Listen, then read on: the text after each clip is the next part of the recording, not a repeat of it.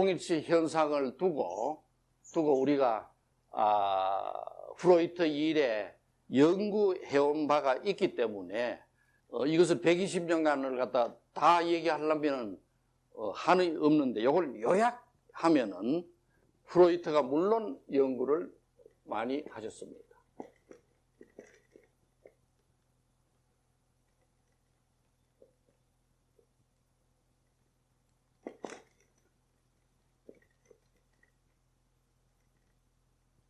예, 1897년 자기가 혼자 비엔나에서 최면술도 쓰다가 정신분석 치료법을 개발해가지고 치료를 해보니까 혼자 뭐 가르쳐주는 사람이 있나, 도서관에 책이 있나 이랬을 적에 자기 제일 말벗이 훌리스였습니다. 안과 의사.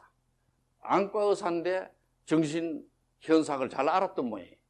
그래서 훌리스한테 편지를 쓴 게 많이 있는데 이때 프로이트는 정신분석도 하고 이렇게 치료를 하면서 처음에는 본능적인 여기 성적 본능 이것이 중요하다고 물론 얘기를 했는데 이 성적 본능을 올려주는 게 치료다 이렇게 말로서 나타내게 하는 게 치료다 이렇게 하기는 했는데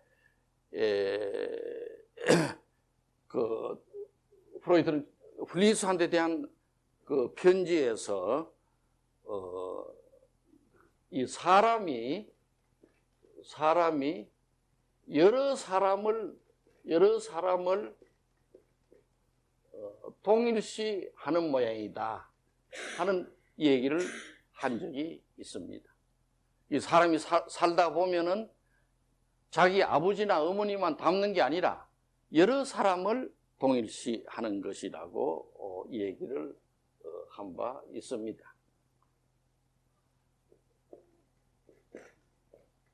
(1차) 대전이 일어나자 1차 대전이 언제부터 언제까지죠? 1914년에서 1918년 1차 대전이 일어나자 프로이트도 자기 아들도 군대 갔어요. 여기서 말하자 논산훈련소 그쵸 군대 가가지고 죽을 뻔한 고비도 많이 넘기고 이랬는데 그래서 유럽서 몇백만 명이 죽었어요. 그래서 프로이트가 놀랬지. 인간이 왜 이렇게 서로를 죽이고 이래야 되나 이렇게 했는데 그래서 프로이트는 특히 히틀러 같은 사람 도대체 히틀러 같은 자가 어째서 나오나 이런 것도 관심을 가지게 되고 그래서 프로이트는 지도자가 있으면은 백성들이 많이 있을 거 아닙니까? 따르는 사람들이 시민들이 그래서 여러 사람들이 지도자를 동일시하는구나 하는 것 갖다가 얘기한 바 있습니다. 그러니까 말하자면 히틀러라든가 이런 지도자가 나오면은 거기는 시민들은 자연히 지도자니까 그 사람을 닮고 자기도 모르게 그 사람 비슷한 행동을 하는구나 하는 걸 얘기한 바가 있습니다.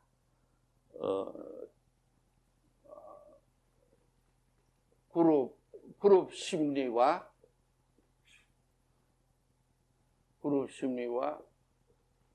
자아 분석이라는 논문에서 얘기해요. 그룹 심리와 자아 분석. 그래서 어떤 그룹에 지도자가 있으면 그 사람을 보고 많은 사람들은 닮는 것이다. 동일시하는 것이다.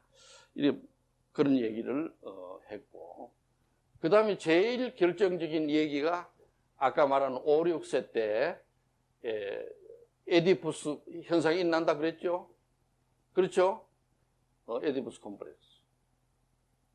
한번 따라 읽어보시면 에디푸스 콤플렉스. 에디푸스 콤플렉스. 그러니까 그 조그만 아이가 어머니에게 유착하고 아버지를 적대시하다가 나중에 아버지를 닮지요. 그렇지 않나요? 그래서 아버지를 아까 말씀드리게 된 것처럼 5단계를 통해 아버지를 닮게 되면 에디푸스 콤플렉스 해결되었다고 그럽니다. 에디푸스 콤플렉스. 그래서 만 5, 6세 되는 아이가 아버지에게 굴복하고 아버지를 닮고 그래서 순종하면서 양심을 가지고 살아나가면 에디푸스 콤플렉스가 해결됐다 이렇게 말해요. 그래서 에디푸스 콤플렉스가 해결된 사람은 잘 살아나가게 돼. 이 세상을 혼자서도 잘 살아나가게 되는 것입니다.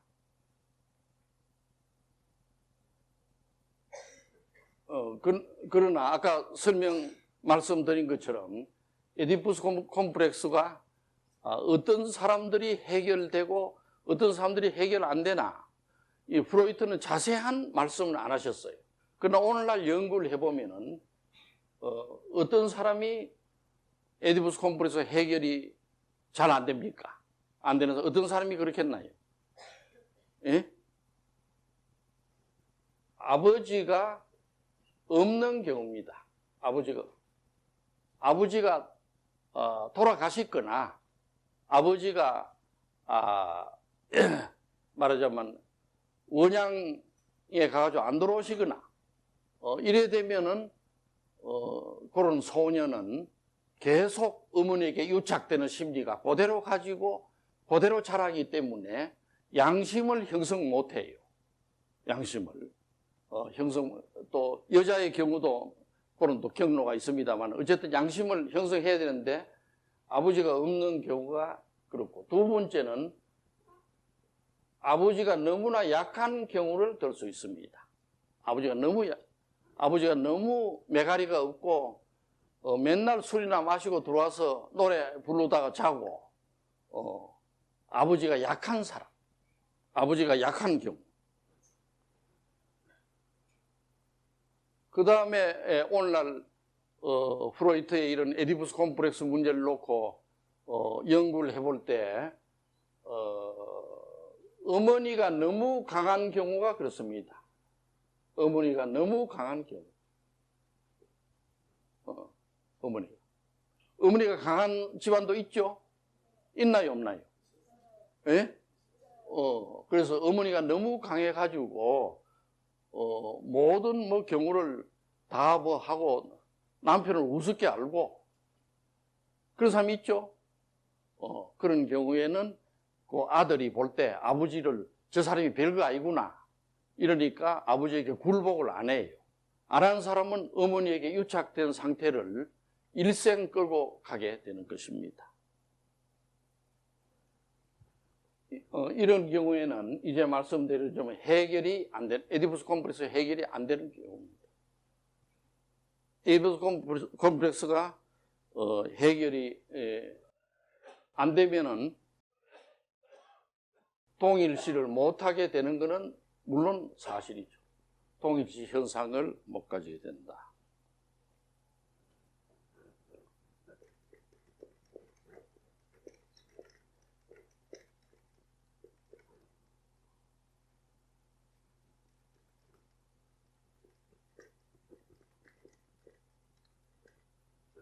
그 다음에 프로이트에 이어서 그 후배 학자들이 동일시 현상을 두고 5, 6세 때 일어나는 동일시 현상을 두고 연구를 했는데 그 프로이트의 딸 안나 프로이트가 또 연구를 한 게 굉장히 중요한데 이거는 아버지가 너무 무섭거나 공격적이거나 이럴 때 아버지를 닮는 현상을 특히 안나 프로이드는 공격자와의 동일시라 그랬습니다. 공격자와의 동일시. 보통 사람들처럼 아버지가 월급이나 갖다 주고 집에 와서 또 기침이나 한번 하다가 밥이나 먹고 좋은 말씀하고 또 나가고 이러면 좋은데 막 아버지가 들어와서는 벼락같이 상을 얻고 그런 사람 있죠? 예? 그래 되면 아이는 절대 나는 저런 아버지가 안 되겠다 하는데 그 보면 똑같이 된다 그랬죠? 그러다가 공격자와의 동일시라 그랬죠. 예. 요 이론을 가지고 내가 일본에 정착해서도 얘기했다 그랬죠. 예. 지난번에 얘기하지 않았나요? 일본이 서양을 닮아가지고 공격을 해 들어가고 침략을 했다 그랬어요. 예, 그래서 이걸로다가 공격자와의 닮기, 동일시라고 말하고 있습니다.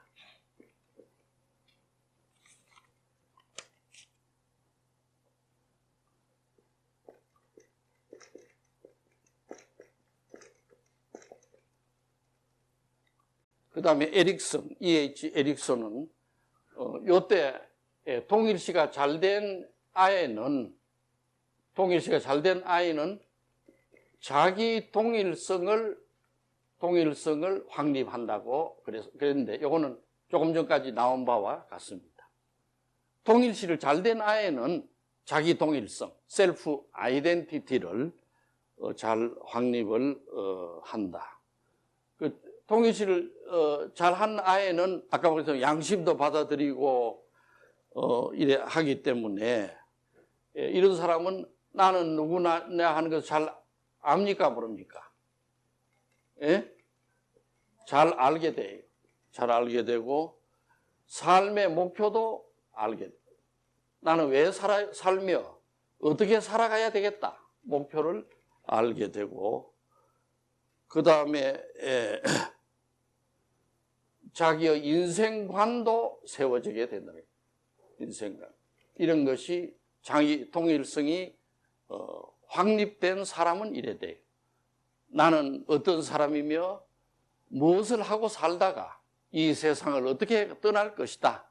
그때까지 무슨 일을 나는 할 사람이다 하는 걸 알게 되는데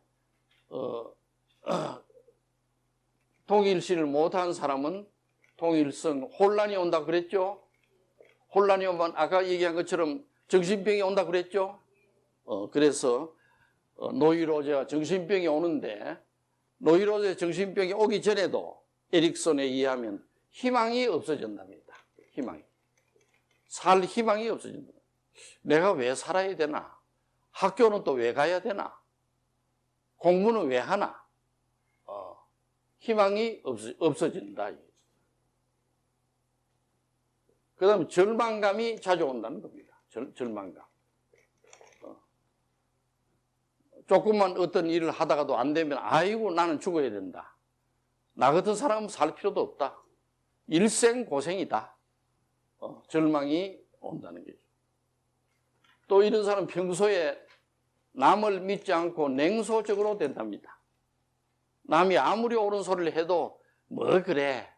지가 속은 또 딴 생각이 있겠지. 냉소적이다. 자기가 남자면 남자다워야 되고 여자는 여자다워야 되는데 다움이 없어진답니다. 그러니까 남자인데 여자처럼 된 사람도 있죠. 뭐 말하는 소리도 여자 비슷하죠. 뭐 나는 막 하고 뭐 이상한 소리를 하는데. 그리고 여자가 또 남자처럼 된 사람은 누구죠? 말하자면 그렇다고 그래서 일부러 남자 옷을 입고 바지를 입고 다니죠. 입고 막 주먹으로 치고 목소리도 여자다운 목소리가 나오면 안 될 것 같아서 일부러 클클하게 하는 게 뭐 있는 모양이라. 그래서 하고 막 저음으로 그러다가 파리에 가서 혼났다 그랬죠. 왜 혼났나요? 화장실에 들어갔는데 여자 화장실에 들어갔거든. 옷을 입고. 그런데 그 파리에 있는 여자들이 남자가 들어왔다고 놀래가지고 소동이 났다고 본인이 나한테 얘기합니다. 그래서 나하고 서린 호텔에서 저녁을 먹으면서 하는데 자기가 또 그렇게 된 이유도 얘기를 하긴 해요. 하는데 자세한 얘기를 할 시간이 없고 그래서 내가 일부러 그 사람을 한번 테스트 해보고 싶은 생각이 들어서 좀 안 된 생각이지만은 의사는 원래 진찰을 해보고 싶거든.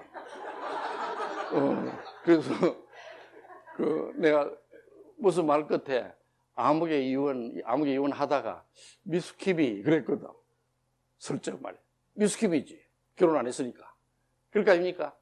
그러니까 버럭 화를 내요. 내가 어떻게 미스키비냐고. 그러니까 그 연말이고 어쨌든 다음이 없어지고.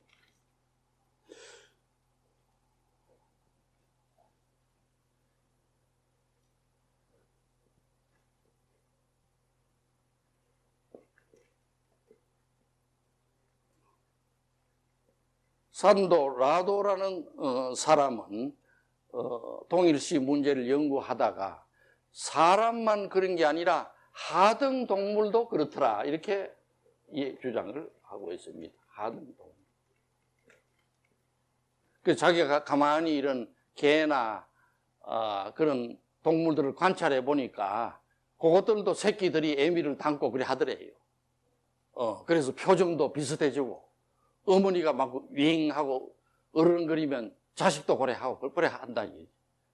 그래서 이거는 인간만 그런 게 아닌갑다 하는 게 산도 라도인데 여기서 내가 힌트를 얻어가지고 내가 생각해 봐도 사람은 누구든지 무서운 걸 담게 돼 있어요. 무서운 걸. 아주 무서운 존재. 그리고 오징어도 그렇죠. 오징어가 어떻게 하나요? 바닷속에서. 예? 먹물도 내지만은 내기 전에. 예? 자기 보호색이 까만 바위 밑에 가면 자기 색깔이 어느덧 까맣게 변해 있어. 또 나와가지고 빛이 있는데 노란 데 가면 노래져요. 그러다가 또 바다에 해초가 있으면 푸른색이 있죠? 자기 색깔이 바로 푸르게 됩니다. 그거는 오징어한테 물어봐야 될 일이지만은 왜 그러면 오징어가 그래 하냐? 지가 적한테 발견 안 되고 지 살라고 하는 겁니다. 그 자기를 변화시키는 거지. 동일시라는 거는 자기를 변화시키는 기니까 아들은 아버지를 본따서 자기를 변화시키는 기고 오징어는 안 잡히기 위해서 자기 색깔을 변화하는 기고 이런 현상이 일어난다고 볼 수 있습니다. 그 외에 여러 학자들이 얘기했는데 다 소개할 시간은 없고 1955년에 프로이트의 제자였던 남버그는 인간이 이 동일시를 해도 동일시를 해도 상대방을 전적으로 담는 것을 전적 동일시라고 그런다. 전적 동일시. 그 다음에 상대방을 일부만 담는 현상을 부분 동일시라고 얘기를 하고 있습니다. 그래서 우리가 보면은 이 세상에 살 때 어릴 때 5살, 6살 때는 전적으로 아버지나 어머니를 담는데 그 후에 살다 보면은 자기가 다니는 학교 교장 선생이나 또 뭡니까 뭐 대통령이나 혹은 사장이나 회장 이런 사람을 전적으로 담지는 않아도 일부 담는 수가 있죠. 그렇지 않나요? 그래서 그걸 갖다 부분 동일시라 이렇게 말하고 있습니다. 그래서 동일시에도 전적 동일시가 있고 부분. 그럼 우리가 살아가는 것은 여러 사람을 만나게 되지 않습니까? 그렇죠? 미국 가면 미국 사람 만나고 여러 사람을 만나요. 또 회사에 옮길 때마다 사장이 다르죠? 그럴 때는 부분 동일시를 하는 겁니다. 전적인 동일시를 하는 게 아니라. 그래서 이런 연구들이